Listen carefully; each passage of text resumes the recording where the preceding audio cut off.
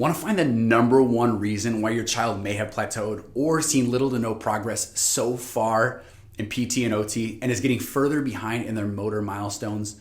Are they struggling to sit up, crawl, or walk despite months of traditional therapy? Do they seem to fatigue easily, slouch constantly, and avoid physical activities altogether? Now, if this sounds all too familiar, you're not alone. Many parents and the professionals they're working with are left feeling frustrated and confused when a child's gross motor delays continue to be a challenge, even after countless therapy sessions and home exercises. This video right here is for parents of children with gross motor delays who've tried traditional therapies but haven't seen lasting results and are seeking answers as to why their child has plateaued or become stuck with their progress and want to learn more on what to do to help get their child back on track. So we'll dive deep into the crucial role of the brainstem, the neurospinal system, and gross motor development, and how something called subluxation and sympathetic dominance can be the root cause of this gross motor challenge, low tone, weak core, and so much more. Let's talk about our little buddy, and we'll call him Mr. Joe. He's a 12-year-old boy whose mom came looking for help with his daily challenges associated with autism, ataxia, and chronic constipation. But what really jumped out immediately was his significant gross motor struggles. Joe's mom shared that he's always finding a way to slouch no matter what we do. And she was right. Joe struggled to sit up straight, stand tall, and move around without exhaustion. His body was simultaneously wound up and wore out all at the same time, leading him to seek additional movement stimulation through constant stemming and other behaviors. They had stopped all his therapies and pretty much given up that his gross motor function and posture would never get back to normal. But within the very first week of getting care, Joe's gross motor function and endurance absolutely took off like a rocket. He was literally asking to go to the gym and work out, hit the treadmill, and go play at the park, and mom was ecstatic. So let's talk about why gross motor skills are so important. Gross motor skills involve movements that require the entire body and are essential for daily activities and their overall development of a child.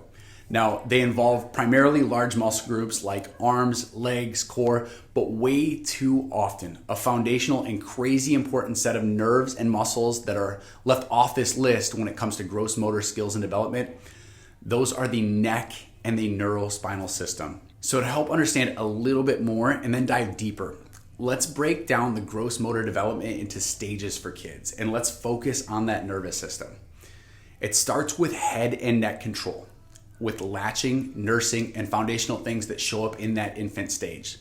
Now, the infant has to do these basics of life, which are eat, sleep, poop, and move. And oftentimes that nervous system can't do the basics of latching and nursing. Then other areas that we mentioned can often suffer as well. Now, these are often soft signs to parents saying that something is wrong or something is off neurologically. After that comes trunk and thoracics, which comes in the form of tummy time, learning to roll over.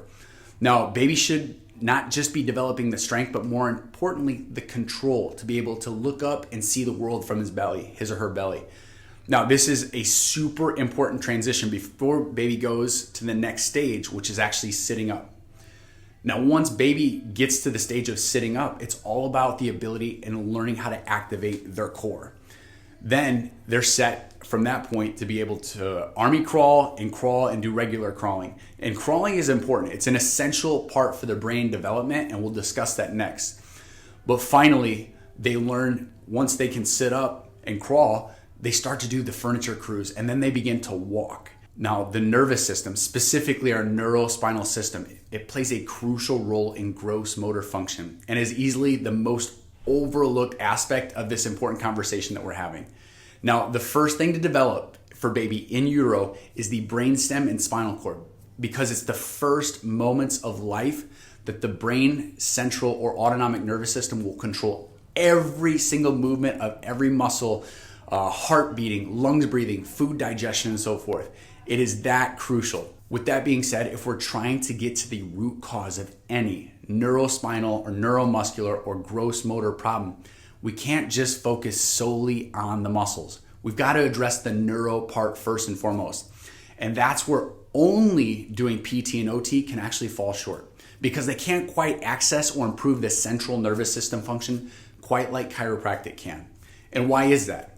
Well, once subluxation or sympathetic dominance or increased tone sets up shop in the neck and neurospinal system, most commonly caused by things like breech positioning or birth interventions like forceps, vacuum, induction, or C-section, that hyper or high tone will stay stuck in those regions until adjusted and cleared out of the way. This means the original cause of low tone or a weak core is actually tension and subluxation in the neck and neurospinal systems, which we can find with our examination analysis and our EMG scans that we run here in our office. Here is an example of Joey's scans. So the first thing that I want to draw attention to are these top two. On the right-hand side, this is our normal. This is what it should be. See how these white lines are in, and then as you get a little bit lower down into that core, it comes back out, which is good, creating more tone, and then settles back down as we get closer down towards that pelvis or the sacrum or lower body level. And it's nice and balanced on both sides, which is great.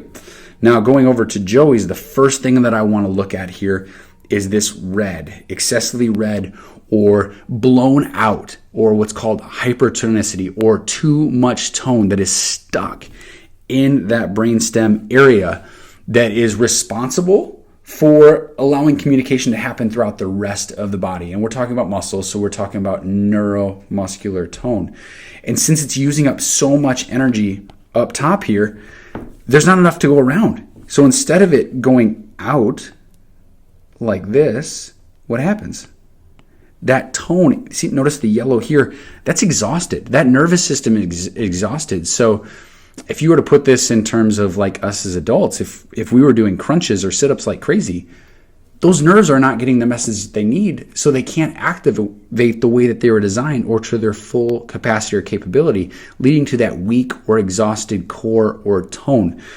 Now, what I want to look at over here is shift down to this one in the bottom right-hand corner. If you look here, see this thing right here called total energy? That total energy number right here is working way too hard. Everything is amplified. So not only is it happening at specific levels, but Joe's overall body or nervous system is beginning to become exhausted because it's working way too hard. And the other thing that I want to point out here, it's really important with these numbers.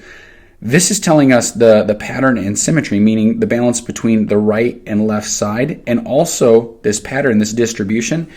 It should be looking like this, where it's actually the opposite. It's amplified and going in like that and that. So if I get rid of these here to kind of clear up some of these lines, this red line here, what it's supposed to be on the inside right there, is different from that one right there. It's actually the inverse. So the body is becoming more and more exhausted, more and more confused. So then we have to look, okay, what is the deepest? What is the root cause of all of this in Joe's specific scans? We need to then come over here to this bottom left-hand one. The big thing to point out is this cross or counter torque that's taking place right up here. So at C1, that nerve is firing 130% more than what it needs to on that left-hand side. And then coming down to C3, this lower one, it's firing 137%. So this counter torque that's taking place right here is extreme for Joey. And it's conflicted, confused, working too hard, leading to exhaustion further on down the line. This is the thing. We can measure this. We don't have to guess. So if your child has been struggling with gross motor delays and you feel like you have tried everything without lasting results, it is time to look deeper and find out if subluxation, excessive sympathetic tone, and things like the lasting effects of birth trauma could still be at play. So to find out how your child's gross motor function is doing all the way down to its very core, visit the link in our bio or call our office to learn more about how these neurological insight scans, and especially the EMG that we showed here in this video, once we have those scans, we can create a truly customized, fully tailored adjusting care plan made just for your child, and finally get them past that plateau or stuck point and back on track with their gross motor development.